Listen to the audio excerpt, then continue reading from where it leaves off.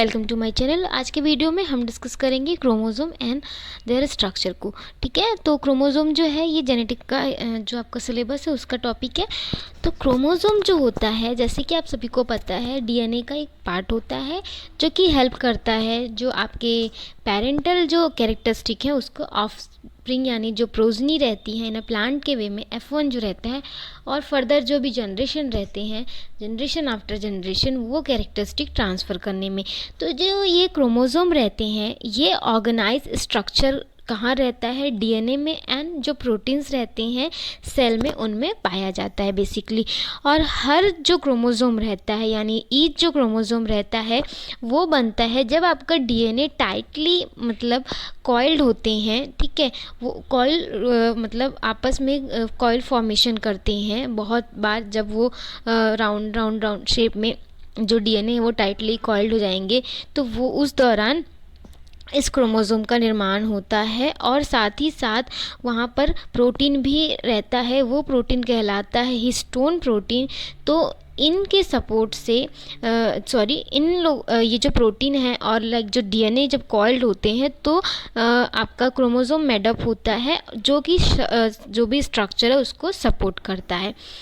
ठीक है, सो ये जो हिस्टोन प्रोटीन है बेसिकली ये जो क्रोमोसोम का जो आफ्टर जो कॉइलिंग हुआ है मैनी टाइम्स जो डीएनए का टाइटली, उसके बाद जो स्ट्रक्चर बना क्रोमोसोम का, तो ये हिस्टोन प्रोटीन ये स्ट्रक्चर को सपोर्ट करने के लिए रहता है। नाउ हम देखते हैं कि बेसिकली ये जो क्रोमोसोम रहते हैं ये देखते कैसे हैं। ये थ्रेड लाइक रहते हैं, दिस इज द धागे नुमा संरचना के रूप में जो रहते हैं। ये न्यूक्लियस जो रहता है उसके अंदर यानी इनसाइड द न्यूक्लियस लोकेटेड रहते हैं एनिमल एंड प्लांट सेल्स में। और ये क्रोमोसोम जो रहते हैं they are passed on a from parent to the offspring, मतलब मियोसिस एंड जो भी माइटोसिस प्रोसेस होता है उस दौरान ये जो रहते हैं पेरेंट से ऑफस्प्रिंग में ट्रांसफ़र होते हैं। एंड बेसिकली बिकॉज ये डीएनए में होते हैं तो as a genetic material work कर लेते हैं ये। नाउ द टर्म क्रोमोसोम जो रहता है ये लिया गया है ग्रीक वर्ड से जो होता है क्रोमा, और उसका क्रोमा मतलब होता है कलर, सोमा मतलब होता है body. This is a colourful body because जब हम डिफरेंट टाइप्स जो डाई रहते हैं उसमें से कुछ डाई का यूज़ करके जब स्टेनिंग करते हैं तो क्रोमोसोम जो है वो इजीली स्टेन होकर दिखाई देते हैं। ठीक है, इसलिए इसको कलरफुल बॉडी का वर्ड इसलिए दिया गया। ठीक है, so and the most of the organism chromosome जो रहते हैं वो पेयर में अरेंज रहते हैं। प्लांट स्पीसीज में डिफरेंट रहते हैं, लाइक किसी में 2n=24, जैसे राइस के केस में अलग अलग रहता है। लेकिन ह्यूमंस में जो कि आपको पता है 23 पेयर ऑफ क्रोमोसोम जो रहते हैं, इट मीन्स 46 है पर पेयर में है तो वो 23 हैं, जिसमें कि 22 जो रहता है आपका सोमेटिक रहता है, 1 आपका जो है दैट इज़ 1 पेयर में वो जो रहते हैं वो सेक्सुअल क्रोमोसोम्स रहते हैं। ठीक है, नाउ जो डिटरमाइन करेंगे फीमेल और मेल जो सेक्स डिटर्मिनेशन का काम करते हैं, जो हम फर्दर डिस्कशन करेंगे। प्लांट्स में भी ऐसे डिटरमाइन करने के लिए रहते हैं। ठीक है, जो सेक्स डिटर्मिनेशन प्लांट में भी हो। क्रोमोसोम का हम देखते हैं स्ट्रक्चर हम 3 वे में देख सकते हैं। एक तो जो मॉर्फोलॉजी है जो हम सिंपल देख सकते हैं, another one is the chemical compositions के अकॉर्डिंग, एंड मॉलिक्यूल जो स्ट्रक्चर है मॉलिक्यूलर। सो मॉर्फोलॉजिकल स्ट्रक्चर हम यहाँ पर देखते हैं तो उसके अकॉर्डिंग क्रोमोसोम को आप यहाँ पर देखिए, दिस इज़ द क्रोमोसोम। ठीक है, तो इस यहाँ पर होता है क्रोमेटिड। फर्स्ट थिंग, क्रोमेटिड जो होता है वो क्रोमोसोम का स्ट्रक्चरल एंड फंक्शनल यूनिट होता है, जैसे कि सेल हमारे बॉडी का स्ट्रक्चरल एंड फंक्शनल यूनिट है। सो ये जो क्रोमेटिड रहते हैं, ठीक है, ये आपको पता चल गया कि स्ट्रक्चरल एंड फंक्शनल यूनिट है। एट द मेटाफेज स्टेज यानी जो सेल साइकिल की जो मेटाफेज स्टेज रहता है उस दौरान ये हमको 2 पार्ट में डिवाइड हुए दिखते हैं, और ये जो दोनों पार्ट हैं आइडेंटिकल रहते हैं, मतलब एक दूसरे जैसे ही रहते हैं। और ये आइडेंटिकल जो रहते हैं मतलब जो 2 पार्ट में डिवाइड हुए और ये लॉन्गिट्यूडनली दिखाई देते हैं during the metaphase of the cell cycle. और इस ईच पेयर को क्रोमेटिड्स का नाम यानी क्रोमेटिड का नाम दिया गया है। ठीक है, तो जब आप मेटाफेज की स्टेज देखेंगे वहाँ पर आपको डिवाइडेशन दिखेगा क्रोमोसोम का 2 आइडेंटिकल पार्ट्स में, this is the chromatid. Now जो like attached and duplicated chromosomes रहते हैं they are called sister chromatid. As you see in the diagram जो सेम है that is the sister chromatids. और जो आपका एंड पोर्शन है जो आपका you can see in the diagram जो टेलोमियर है इट इज़ द एकदम लास्ट छोर पोर्शन जो है, ठीक है, एंड पोर्शन जो रहता है क्रोमोसोम का वो कहलाता है टेलोमियर। टेलो मतलब पूंछ, ठीक है, उसी अकॉर्डिंग देख सकते हैं, ठीक। नाउ कैनेटोकोर जो रहता है या काइनेटोकोर्स जो रहते हैं they are attached point for a spindle fiber which help to the pull apart the sister chromatid as the mitosis process to the anaphase stage। तो जो मेटाफेज रहता है during the mitosis after that metaphase क्या आता है, anaphase stage आता है। तो जब मेटाफेज स्टेज रहता है वहाँ पर यू कैन मतलब आप लोग सभी जानते हैं कि जो स्पाइंडल फॉर्मेशन है उसका निर्माण होता है और ये स्पाइंडल फॉर्मेशन क्या वर्क करते हैं, ये हेल्प करते हैं अपोजिट पोल में जो सिस्टर क्रोमेटिड है उनको ले जाने के लिए, ठीक है। तो यहाँ पर ये जो यहाँ पर काइनेटोकोर्स हैं ये अटैचमेंट पॉइंट रहते हैं जहाँ से आपका स्पाइंडल फाइबर जो है वो अटैच होता है एंड वो फिर फाइबर जो है वो अपोजिट पोल्स में ये क्रोमेटिड्स को खींचते हैं और इसके बाद आपका एनाफेज स्टेज मतलब स्टेज जो है वो आती है। जैसे कि आप डायग्राम में देखिए काइनेटोकोर को, this is the attachment point for the spindle fibre. Now secondary कुछ कंस्ट्रक्शंस रहते हैं। बेसिकली ये क्या रहते हैं, ये सेकेंडरी कंस्ट्रक्शन है जैसा कि आप डायग्राम में देख रहे हैं, ये जो आपका शॉर्ट आर्म्स रहता है वहीं बेसिकली प्रेजेंट रहते हैं, ठीक है। शॉर्ट आर्म्स के एंड पॉइंट पे प्रेजेंट रहते हैं जनरली ये, ठीक। एंड इसके अलावा या फिर बहुत सारे जो ऐसे मतलब ऑर्गेनिज्म हैं या प्लांट हैं उनके क्रोमोसोम में ये देखा गया है कि ये लॉन्ग आर्म के भी नियरर मतलब सेंट्रोमियर जो रहता है जो लॉन्ग आर्म का वहाँ पर भी देखे गए हैं। सो सेंट्रोमियर जो होता है ये जो सेंटर पोर्शन है, ठीक है, जहाँ से क्रोमेटिड्स अटैच हैं, this is the centre portion of the chromosome, it is known as the centromere. So chromosome जब आपका मियोसिस में आप जानते हैं प्रोफेज 1 और प्रोफेज 2 होती है। Prophase 1 is further divided into the leptotene, zygotene, pachytene, ठीक है, ये सारी स्टेजेस में।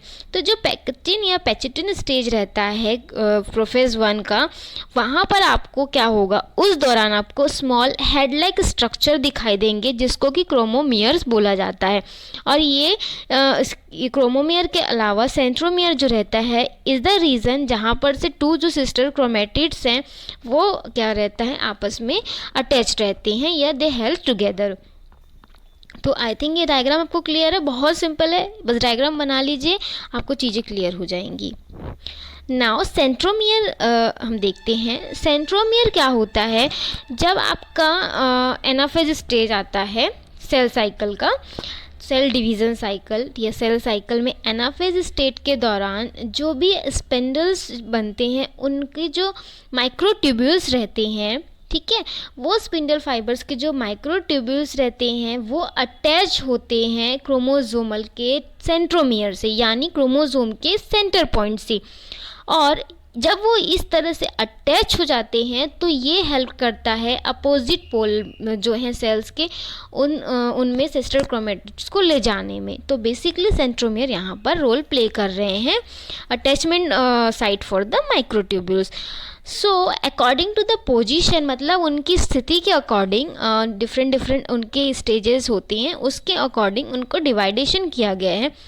तो बेसिकली जो आप पहला डायग्राम देख रहे हैं दिस इज़ द मेटासेंट्रिक, इस दौरान ये वी शेप के दिखाई देते हैं एंड सब मेटासेंट्रिक में ये जे शेप के दिखाई देते हैं एंड एक्रो एंड टीलोसेंट्रिक में ये रॉड शेप के दिखाई देते हैं। तो this is the according to their position उनको फिर डिवाइड किया गया है। नाउ क्रोमोसोम की आर्म्स या फिर जो उनका भुजा बोल सकते हैं। सो जो हर क्रोमोसोम रहता है उनका कंस्ट्रक्शंस पॉइंट होता है, ठीक है। जैसे आप अपना घर बनाते हैं तो बेस पॉइंट होता है कुछ, वैसे ही क्रोमोसोम का जो कंस्ट्रक्शन पॉइंट होता है वो सेंट्रोमियर होता है, जहाँ पर से सारे जो मतलब जो भी सिस्टर क्रोमेटिड्स हैं वो अटैच्ड होते हैं, ठीक है। और ये जो सेंट्रोमियर रहता है they divides the chromosome into the 2 section और 2 आर्म्स, 2 भुजाएं जो रहती है उसमें डिवाइड करता है ये सेंट्रोमियर। जो शॉर्ट आर्म रहता है उसको पी आर्म बोलते हैं, ठीक है। एंड जो लॉन्ग आर्म रहता है उसको बेसिकली क्यू आर्म बोलते हैं। तो P and Q, P it means short and Q it means long. So the location of the centromere on each chromosome they give a chromosome a characteristic shape and they can be used to help describe the location of a specific gene। तो जो भी आपका location है centromere में जो आपका each chromosome है उसमें जो सेंट्रोमियर का लोकेशन है या सेंट्रोमियर की जो स्थिति है हर क्रोमोसोम में, ठीक है, वो क्रोमोसोम जो है उसको कैरेक्टर देता, मतलब उसको किस तरह के कुछ कैरेक्टरिस्टिक प्रोवाइड करता है, लाइक शेप, और उसके ये जो कैरेक्टरिस्टिक है उसके हेल्प से हम जो पर्टिकुलर स्पेसिफिक जीन है उसकी उस क्रोमोसोम में स्थिति को मतलब क्या बोल सकते हैं, डिस्क्राइब करना, यानी हम उसको बता सकते हैं, एक्सप्लेन कर सकते हैं, ठीक है। तो this is the telomere, you can see end portion, this is the long arm, centromere region and short arm which is denoted by P and long arm is denoted by Q. Now chromosome cell cycle के दौरान कैसे रहते हैं, ठीक है। सो जब मतलब आपका most of the cell cycle या लाइफ साइकिल जो रहती हैं, जो क्रोमोसोम जो रहते हैं they are elongated and they can't be observed under the microscope। तो बेसिकली ये elongated हो जाते हैं और माइक्रोस्कोप में नहीं दिखाई देते हैं। सो जब एस फेज आता है आपका माइटोटिक सेल साइकिल का, इट मीन्स सिंथेसिस जो होता है डीएनए का एस फेज में, सो वो जो स्टेज आती है उस दौरान क्रोमोसोम क्या होते हैं, डुप्लीकेट होते हैं।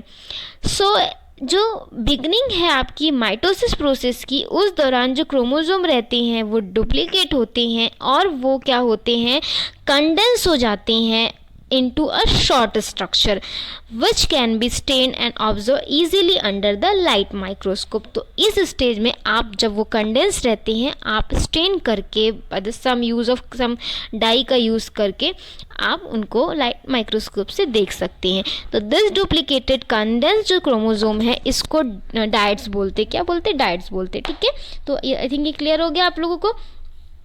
Now, duplicated chromosome they contain 2 identical copy known as the chromatid or sister chromatid। They are the joined by centromere। हमने मतलब previously इसको डिस्कस किया है। See in the diagram, this is the duplicated chromosomes, ठीक है। This is the chromosome simple and then duplication के बाद you can see chromosome double, ठीक। ना केमिकल स्ट्रक्चर ऑफ क्रोमोसोम, ये हम नेक्स्ट वीडियो में डिस्कस करेंगे। वीडियो लेंथ हो जाएगा क्योंकि मैं बहुत आराम से आपको समझा रही हूँ, क्योंकि ये सब टेक्निकल सब्जेक्ट्स है, इनको आप बेसिक अगर जान जाएंगे तो चीज़ें आपको लिखने के लिए बहुत ईजी हो जाएंगी। मैं फटाफट भी समझा सकती हूँ पर आप क्लियर नहीं होंगी चीज़ें, है ना, तो इसलिए समझा रही हूँ आराम से। ये जो नेक्स्ट वीडियो में ये टॉपिक कंप्लीट हो जाएगा, स्ट्रक्चर भी और जो कुछ एबरेशंस जो हैं, डिवाइडेशन है उनका भी, वो भी हम देख लेंगे नेक्स्ट वीडियो में। सो आज की वीडियो में इतना ही डिस्कस करेंगे friends. So thank you for watching today's video.